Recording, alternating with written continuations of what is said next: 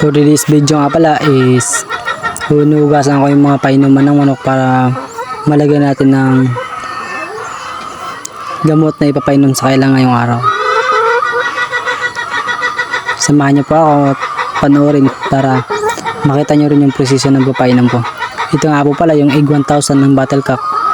Ito po yung gamit ko sa papainom sa mga inaalagaan ko manok para sa tuloy-tuloy na pag-itlog o pagbibigay ng itlog ng mga inalagaan ating manok. Tara, timplahin ko na. Ito naman po yung hawak kong scope is yung sukat niya po ay 5 grams.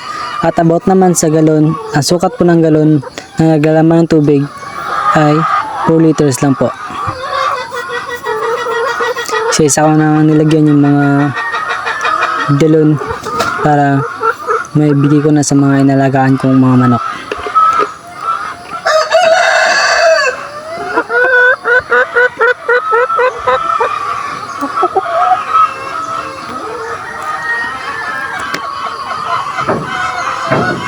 Napakaganda po ng Egg 1000 ng Battlecock sa mga inalagaan ating manok.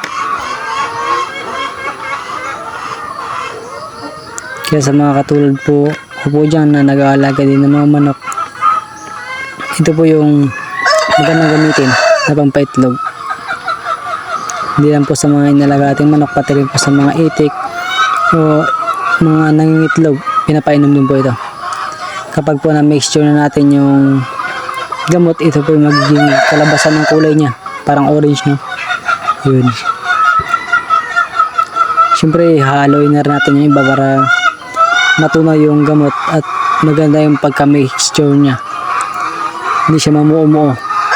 Para pag inunan ng mga inalagaan ating manok ay maganda.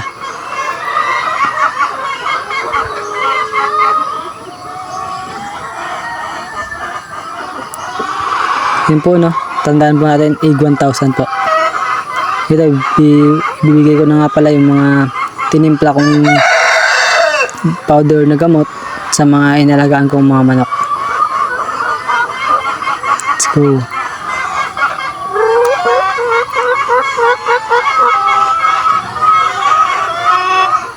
Nakakatawa lang isipin na excited sila sa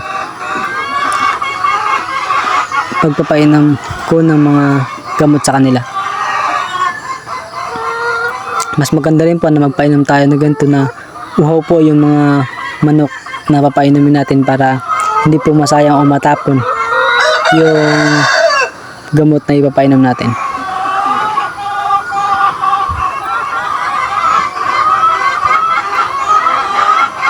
Bali, ang sukat po sa lahat ng pinapainom kong gamot na ito is 16 liters sa isang layer house. Hanggang dito na lang po at salamat po sa panonood. Ingat po kayo palagi mga ka-pre-range. Bye bye.